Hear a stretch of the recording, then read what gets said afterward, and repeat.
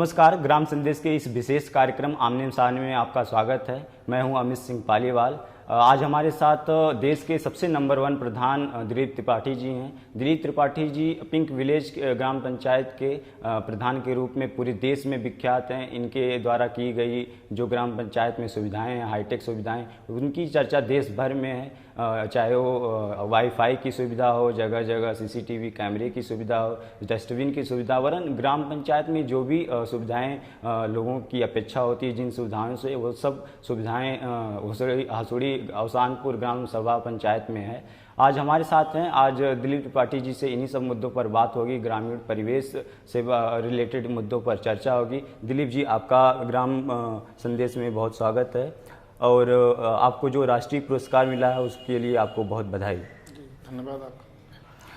दिलीप जी, सबसे पहला सवाल मेरा ये है कि एक ग्राम पंचायत में, एक आदर्श ग्राम पंचायत के रूप में, एक जो ग्राम प्रधान का कर्तव्य होता है, जो चीज़ें होती हैं, उसमें क्या ग्राम जो प्रधान के अलावा एक्टिविस्ट या समाजसेवी के रूप में वो सब सुविधाएं जो मुहैया नहीं कराई जा सकती? ग्राम प्रधान तो सरकार की योजनाओं को गांव में सुचारू ढंग से रूप से लागू करने के लिए ग्राम पंचायत के द्वारा निर्वाचित होता है। इसके अलावा सरकार के भरोसे पे ही सारा काम नहीं हो सकता है। गांव के लोगों का भी कुछ अपनी जिम्मेदारी होती है, तो वो अपनी जिम्मेदारी को, जैसे सोशल एक्टिविस्ट हो गए, समाजसेवी हो गए, उन सबको भी सामने आना होगा, जिससे कि गांव की दिशा और दशा बदल सके।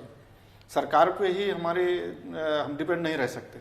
सही कहा आपने। सरकारें तो पिछले कई सालों से काम कर रही हैं, आगे भी काम करेंगी, लेकिन जो समाज के जब तक लोग आगे नहीं आएंगे, मिलजुल के सरकार और समाज एक साथ नहीं बढ़ेगा, तब तक इनका आगे विकास पूरे उत्तर प्रदेश में 59,000 से भी ज़्यादा ग्राम पंचायत हैं। और मेरा बस प्रश्न ये है कि क्या एक ही ग्राम पंचायत हसूड़ी जो अवसानपुर है, वही जो पिंक विलेज या हाईटेक सुविधा उसमें क्यों है और ग्राम पंचायतों में क्यों नहीं है?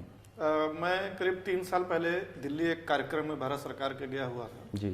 तो वहाँ पे मंच पे पूरे देश के प्रधानों को बुलाया गया था और मेरे उत्तर प्रदेश से एक भी पंचायत के प्रधान को वहाँ पे प्रतिनिधित्व नहीं मिला। अरे, जबकि पूरे देश में सबसे ज्यादा 59,000 प्रधान हमारे यहाँ, 2.5 लाख ग्राम पंचायतें हैं, 2.5 लाख सरपंच हैं।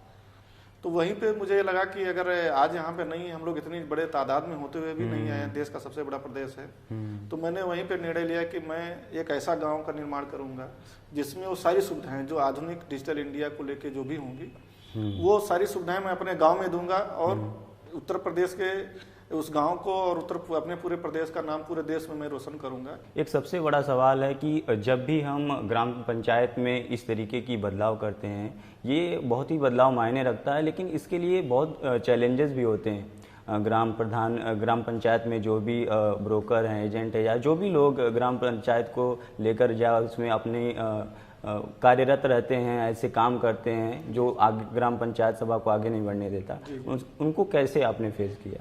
देखिए, हर गांव में तो समस्याएं होती पक्ष और विपक्ष, तो वो विपक्ष और पक्ष दोनों को मिला के ही काम करना एक चैलेंज तो बहुत तगड़ा काम है, क्योंकि गांव में जो पहले हम की भावना रहती थी वो अब आज के परिवेश में बदल चुका है। अब मैं की भावना है, लोग ये सोचते हैं कि सड़क बन गई तो इसे तो गांव भर आए जाएंगे, मेरा पर्सनल फायदा क्या है। तो उस समय उसमें समस्याएं तो बहुत आती हैं। जैसे किसी ने जीएस लैंड कब्जा कर रखा है, वो खाली करने में उसको दिक्कत होती है। जो जमीन सरकारी है वो जमीन हमारी है का नारा लेके सरकार की जमीनों पे, सरकार की योजनाओं पे, मतलब एक हिसाब से वो डाका डालना चाहते हैं। लेकिन इसमें एक चीज़ और सबसे बड़ी आती है कि जब आप अपने ही गांव के लोगों से इस तरीके से मतलब विरोध का सामना करते हैं, तो कहीं ना कहीं घर वालों का जो सोच होता है, एक रिएक्शन होता है, वो कैसा रहा आपके लिए? कि विरोध तो हर जगह होता है, लेकिन आदमी जो है जब तक उससे सामना उसका नहीं करेगा, अगर भागेगा तो कोई काम नहीं हो पाएगा। हमने उस विरोध का सामना किया और लोगों को समझाया कि ये चीजें सरकार की हैं, इनको लागू करने से हमको क्या फायदा होगा, कैसे हम गांव का विकास कर सकते हैं। आप हमारा लड़ाई झगड़ा अलग की बात है, लेकिन हम पूरे गांव के बारे में हमें सोचना है। हम मिल बैठ के उसको, तो थोड़ा टाइम लगा, लेकिन धीरे धीरे लोग साथ में आए। अब 5 उंगलियां तो बराबर नहीं हो सकती हैं, लेकिन तब भी है गांव के लोगों की सोच बदली। आज गांव में काम हुआ तो लोगों को काम काफी हुआ। एक चीज सबसे जरूरी ये होती है, प्रधानमंत्री जी भी बहुत जोर दिए हैं, मोदी जी, कि बेटी बचाओ बेटी पढ़ाओ। गांव में अक्सर देखा जाता है कि गांव की जो बच्चियां होती हैं, अभिभावक उन्हें पढ़ने नहीं भेजते हैं, या फिर किन्हीं कारणों से वो नहीं जा पाती हैं, इसके लिए कोई आपका खास पहल या कोई कोशिश? उन्होंने कहा कि हमको गुरुदक्षिणा में ये विद्यालय जो है इसको रेनोवेट करके या जो भी है इसको ऐसा आप बनाइए कि गांव की हर बच्चियां चूंकि पढ़ने नहीं आती थी या और लोग हैं तो वो यहाँ पे आए। तो हमने कहा ठीक है। जो मैंने पता किया तो पता चला वहाँ बाउंड्री वाल नहीं है, बच्चियों के लिए शौचालय नहीं, इस नाते लोग स्कूल नहीं भेज। बच्चियों में सिलाई जो जैसी सुविधाएं और तमाम साइंस की सुविधाएं ऐसी मुहैया कराई जाएं। इस ऐसी में आपके द्वारा जो विद्यालयों में प्रयास किया गया आपके द्वारा, वो कितना सफल रहा है? अभी तो सिलाई कढ़ाई वगैरह पे तो नहीं हम अभी फोकस कर पाए। मेन हमने एजुकेशन पे किया।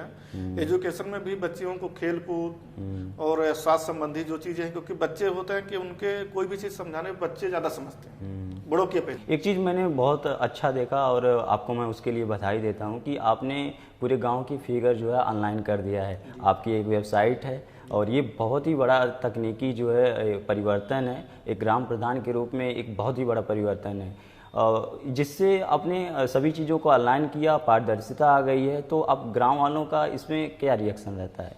क्या जब शुरुआत में हमने गांव का डिजिटलाइजेशन करने का निर्णय लिया, क्योंकि जो हमारे सामने मेन फैक्टर ये आया कि जीएस लैंड, मतलब लोगों को ये पता नहीं मेरे खेत कहाँ पे हैं और चक्रोड कहाँ पे है, चकनाली कहाँ पे है, कौन सा तालाब है, कौन सा बंजर है, किसी को पता नहीं। इस चीज का फायदा भूमाफिया उठाते। तो सबको हमने क्या किया कि एक बहुत पहले नारा आया था कि कर लो दुनिया मुट्ठी में, आया था। तो हमने उसी को फार्मूले को अपनाते हुए कि कर लो पंचायत मुट्ठी में, मैंने पूरे गांव का जीआईएस मैपिंग कराया, जिससे कि आम आदमी, कोई भी गांव का बच्चा या पूरे भारत का कोई भी आदमी मेरी वेबसाइट पे जाके जीआईएस मैपिंग पे देख सकता है कि गांव में सरकारी जमीन कहाँ है, नल कहाँ लगा है, कैमरे कहाँ है, वाईफाई कहाँ है, तालाब कहाँ पे है, कौन सा चक्रोड है, कौन सा बंजर है, पोखरा कहाँ है, विद्यालय कहाँ है, किसका कितना रकबा है, लंबाई चौड़ाई कितना है। आपका गांव जो है पिंक विलेज के नाम से काफ़ी मशहूर है, आप देश के प्रधान नंबर 1 के नाम से मशहूर हैं। इन बीच एक सवाल पैदा होता है कि अगर आपका गांव इतना हाईटेक हो सकता है, सुविधाओं से लैस हो सकता है, तो जो है अन्य ग्राम सभाएं क्यों नहीं है? हमारा जो मेन थीम ये था कि गांव में जो आज सबसे बड़ी समस्याएं हैं, लोगों में जागरूकता का अभाव है, और चूंकि डिजिटल इंडिया का जमाना है, सारी चीज़ें अब ऑनलाइन है, और गांव में जो बेसिक पुराने काम हो रहे हैं, नाली सड़क खड़ंजा, इस पर तो काम हो भी रहा है, आगे भी होगा, लेकिन सारा डाटा लोगों के सामने ट्रांसपेरेंस रखना, चाहे आय व्यय का ब्यौरा हो या परिवार रजिस्टर हो या गांव की खतौनी हो, खेत खलिहान का सारा डाटा हो, उससे लोगों में पारदर्शिता आई, काफ़ी कॉन्फिडेंस आया कि नहीं ये चीज़ तो हमको पता ही नहीं था, आज हमारे सामने हर एक क्लिक पे सारी चीज़ें मौजूद हैं, क्योंकि डिजिटल इंडिया का ज़माना है। तो हमको ज़माने के हिसाब से आज हम चांद की बात कर रहे हैं, चांद पे जाने की बात कर रहे हैं, तो हमको पीछे की तरफ बैलगाड़ी पे जाएं, तो हमने भी उसी थीम पे आगे उसको बढ़ाया।